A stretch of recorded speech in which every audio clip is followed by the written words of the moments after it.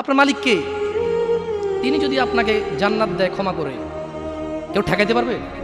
তো মনে রাখবেন, তিনি মিথ্যা কথা বলে না। তিনি বলে দিয়েছে তিনি কাদেরকে জান্নাত দেবে। মক্কার ইমাম যদি বিয়ে পড়া স্যার আমি না রাজি না থাকি, তোর বিয়ে হারাম। যাই হোক, ইবনে আব্বাস রাদিয়াল্লাহু আনহুমার বর্ণনায় রাসূল সাল্লাল্লাহু আলাইহি সাল্লাম বলেন, আল্লাহ তাআলা মদ, জুয়া, তবলা, সারেঙ্গি হারাম করেছেন। তিনি আরও বলেন, নেশাগ্রস্ত করে এমন প্রত্যেক বস্তু হারাম। মুসনাদে আহমদ ও আবু দাউদ এসেছে।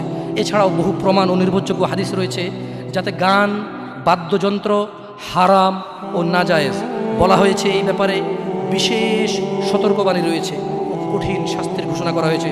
রাসূলুল্লাহ সাল্লাল্লাহু আলাইহি সাল্লাম বলেছেন, আমার উম্মতের মধ্যে এমন সম্প্রদায় হবে যারা জেনা, ব্যভিচার, রেশমি কাপড় ব্যবহার, মদ, পান ও গান, বাদ্যকে হালাল করবে। আপনি আপনি আপনি খেয়াল করে দেখেন, আল্লাহ নবী ভবিষ্যৎবাণী দিয়ে গেছে যে আমার উম্মতের মধ্যে এমন কিছু লোক বের হবে যারা দাঁড়িয়ে থাকবে, 60 বছর বয়স হবে, মসজিদের সভাপতি হবে, স্কুলের সভাপতি হবে, অথবা কোনো পতিই হইল না, কারো পতি হইল না, এমনি মানুষ ভিক্ষা করে হলো বিয়ে করে গান বাজার ব্যবস্থা করবে। ভিক্ষা করে হলো গান বাজার কি করবে? ব্যবস্থা করবে। নাহলে তাকে বিয়ে হচ্ছে না। নাহলে কি হচ্ছে না? বিয়ে হচ্ছে না। ওয়াল্লাহি যত পোলা তার বিয়েতে গান বাজা, বাবা জীবিত, এই বাবা দায়ী। যদি ওই বাবা বিয়েতে উপস্থিত থাকে, বাবা ছেলেকে ডাইরেক্ট বলবে, শোনো, তোমার যৌবন আছে, তোমার ইনকাম আছে, তোমার ক্ষমতা, তুমি গান বাজনা বাজাবা। আমি বাবাকে আল্লাহ ক্ষমতা দিছে, আল্লাহকে আমি রাজি থাকবো না, তোমার বিয়ে হবে না। মেয়েকে বলবেন, তোর বিয়ে হবে না, তুই গায়ে হলুদে যাবি। মানে আমি খালি এখান থেকে সরে যাই আর বলবো যে এইটা আমি বিয়েতে থাকবো না, এই বিয়ে হারাম, গান বাজনা বাজতেছে, গায়ে হলুদ হচ্ছে, আমি বিয়েতে থাকবো না। এটা আল্লাহ আমার পাওয়ার দিচ্ছে। তুই মক্কার ইমাম যদি বিয়ে পড়া স্যার আমি না রাজি না থাকি, তোর বিয়ে হারাম। বুঝাচ্ছে না? আসে নাই? পোলাই যদি, মাইয়ে যদি নিজের পাওয়ার ইস্তেমাল করে, আপনিও নিজের পাওয়ার ইস্তেমাল করেন। বলেন যে কি পাওয়ার দেখাস না আমার সাথে, আমি তোর বাপ, কি পাওয়ার দেখাস তুই? তুই আমাকে জাহান্নামে নিয়ে যাবি? নো, ফেরাউন পারেনি, নমরুদ পারেনি, আবু জাহেল পারেনি, আবু লাহাব পারেনি। তুই আমার জন্মের ছেলে, তুই এমন কাজ করবি আমাকে জাহান্নামে নিয়ে যাবি? না, আমি তোর সাথে একমত না, এই কাজে আমি নাই। এই কাজে আমি বলতে পারবেন? বলতে পারবেন? দেখুন, বলতে পারেন আর না পারেন, এখানে স্বীকৃতি দেন আর না দেন, বলা উচিত। যাই হোক, দেখুন দিনী ভাইয়েরা, জেনা ব্যভিচার এত পরিমাণ বেড়েছে। হে মুসলমান, হে মানুষ, মুনাফিকের ফাঁদে পা দিও না।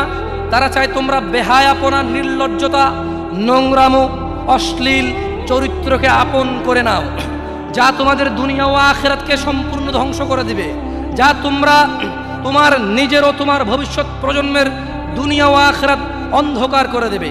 এই ব্যাপারে আল্লাহ সুবহানাহু ওয়া তাআলা সূরা আল ইসরা বলছেন, ওয়ালা তাকরাবুজ জিনা, তোমরা জানার কাছেও যেও না, ইন্নাহু কানা ফাহিশাতাও ওয়া সাআ সাবিলা, নিশ্চয়ই এই জানা ব্যভিচার, নিশ্চয়ই এই জানা ব্যভিচার, নিশ্চয়ই এই জানা ব্যভিচার অশ্লীল, অশ্লীল, অশ্লীল, অশ্লীল, নিকৃষ্ট, নিকৃষ্ট, নিকৃষ্ট আচরণ। রাসূলুল্লাহ সাল্লাল্লাহু আলাইহি সাল্লাম বলেন, জানাকারী ব্যক্তি যখন সে জানা করে ওই সময় তার ঈমান থাকে না। চোর যখন চুরি করে ওই সময় সে মুমিন থাকে না। মদখোর, নেশাগ্রস্ত লোক যখন সে নেশা করে ওই সময় তার ঈমান থাকে না। চিন্তা করে দেখেন তো, মদ খাওয়া অবস্থা মারা গেলে কি হয়ে মরলেন বলেন তো? যতই হজ করেন, কি হয়ে মরলেন? হজ করতে কে বলছে? আল্লাহ। হজ করতে কে বলছে? মুহাম্মদ সাল্লাল্লাহু আলাইহি সাল্লাম। নামাজ পড়তে কে বলছে? আল্লাহ। নামাজ পড়তে কে বলছে? মুহাম্মদ সাল্লাল্লাহু আলাইহি সাল্লাম। ওই একই মুহাম্মদ সাল্লাল্লাহু আলাইহি সাল্লাম বলছে, চোর চুরি করার সময়, মদখোর মদ খাওয়ার সময়, জানাকারী ব্যক্তি যতক্ষণ ওই মহিলার সাথে থাকে এর ঈমান কি? বলেন, কতদিন বাঁচবেন? কে আছেন বলতে পারেন? আবারও পাইলাম না। আমি ভাবছি এতক্ষণ ওয়াজ শোনার পর একটু সাহস হবে, বলবো যে আমি এতদিন বাঁচবো। তো যে জানা করতে গেলেন, তার মানে গ্যারান্টি আছে যে যা জানাটা না করে চলে আসবো, তারপরে মরবো তওবা করে, না? এরকমই তো কিছু নাকি? আল্লাহ আমাদেরকে বুঝার তৌফিক দান করুন।